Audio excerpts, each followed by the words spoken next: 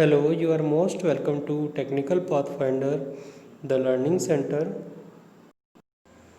Some more MCQs are solved in this section from response of previous year PSUs of electrical engineering. In first question, the figure is given as a network in which the diode is ideal one. The terminal VI characteristic we have to find from the given options. So first of all we have to know that what is the VI equation of the circuit given. So V equal to 10 plus 4I is the equation when diode is in forward bias, and we know that when diode is in reverse bias current will equal to 0. No VI characteristic can be determined at that condition. So when diode is forward bias V equal to 10I plus 10 plus 4I. So the intercept at vertical axis is 10 when current is equal to 0, and the slope of the straight line is 4. So the option is D option is correct here, because intercept is 10 and the slope is 4. In next question, in the circuit shown in the given flow, current through the inductor will be. So current through inductor we can find from here, because only capacitor is open at this condition. For DC, capacitor behave as open circuit and inductor as short circuit. So current will be equal to 5 by 10 ohm. It is short circuit, so no resistance is shown here. 5 by 10, it is equal to 1 by 2. Answer 1 by 2 is correct. In question number 3, it is asking that which of the following function represent LC driving point impedances. LC driving point impedances are the functions having their roots only at origin and at imaginary axis.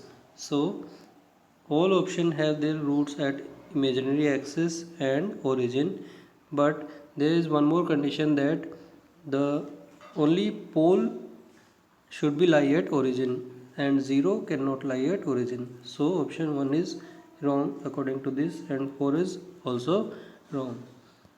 Option 2nd and 3rd are correct. Option A is correct here.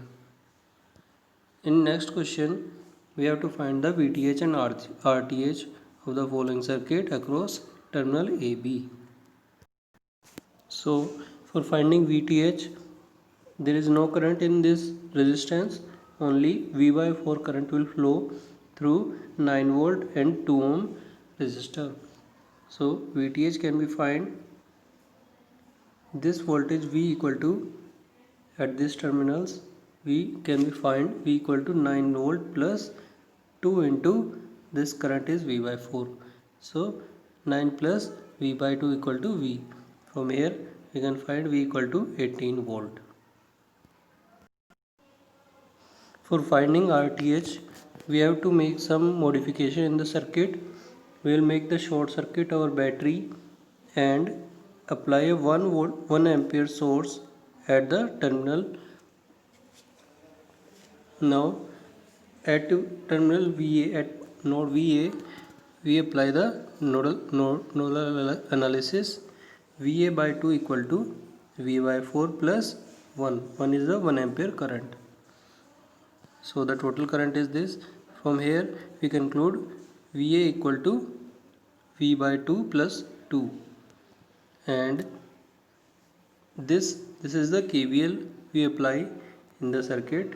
This one, V equal to VA plus 300. So this voltage V equal to VA plus the drop in this resistance due to 1 ampere current. With the two equations, this and this, we can find VTH is equal to 6004 volt. Now we know the terminal voltage V, so RTH equal to V divided by 1 ampere current source is applied, so V divided by 1, it is equal to 6004 ohm. So in fourth problem, option A is correct.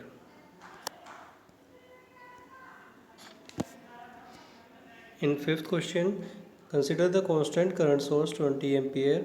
Switch is initially closed for long time, then opened at t equal to 0.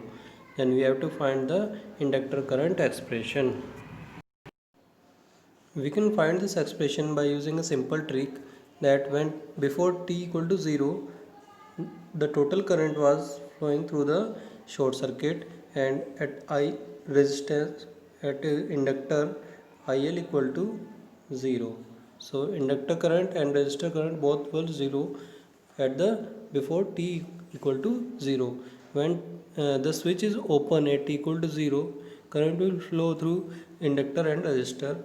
So now inductor current will increase automatically. So there is only one equation which showing that current is increasing.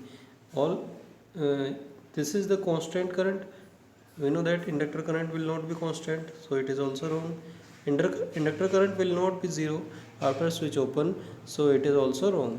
And these two equations are showing that inductor current will decrease, so these are also wrong. Option D is correct.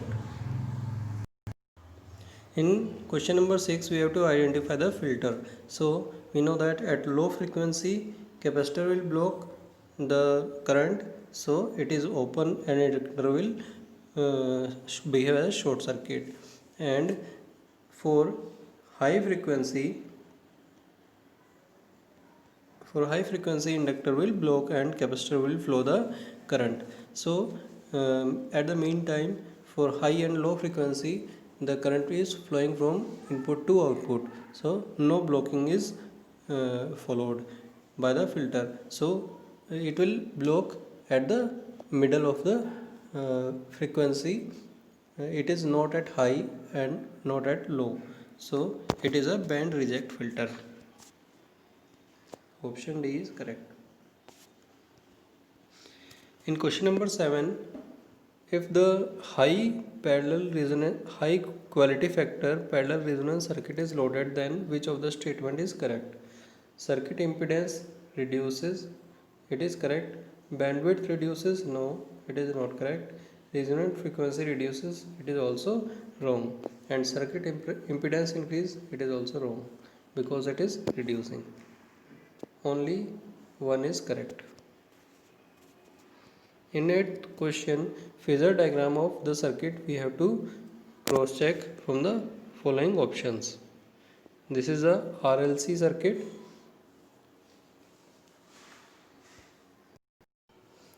Let us assume that V2 is at 0 phase angle, then addition of inductor voltage VL is lagging 90 degree with V2, and then VR2 is added in VL, so VR2 is in phase with V2.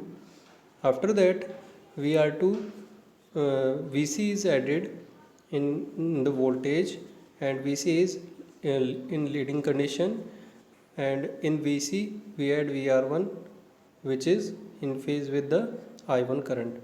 So V1 will obtain by adding the 4 voltages in V2.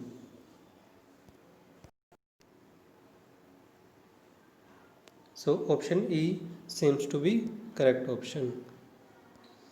In question number 9, the maximum power that can be transferred to the load R in the network given below if value of R is. So we have to find the value of R for maximum power transfer, and we know that for maximum power transfer R is equal to Thevenin resistance R. So Thevenin resistance can be determined by taking this as open circuit, and then we will find the RTH at this terminal.